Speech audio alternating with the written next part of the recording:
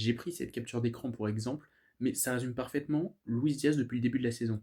But, passe décisive, carton jaune débile parce qu'il en prend un à chaque match. Techniquement, le mec c'est impeccable, à la création c'est impeccable, les retours défensifs impeccables, les efforts, tout est impeccable. Des fois, il va même mettre des buts de génie comme contre Bruges ou contre Cologne, ou vraiment son deuxième surtout.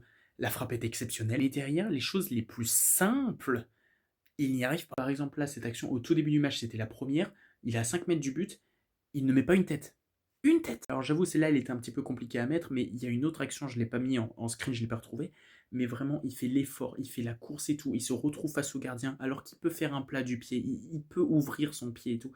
Il va envoyer le ballon sur le parking de Champ, et j'exagère même pas, il envoie 20 mètres au-dessus du stade. Et des actions comme ça, il y en a plein. Là, c'était contre Osbourg en tout début de saison, la cage est vide, je sais même plus ce qu'il fait avec le ballon.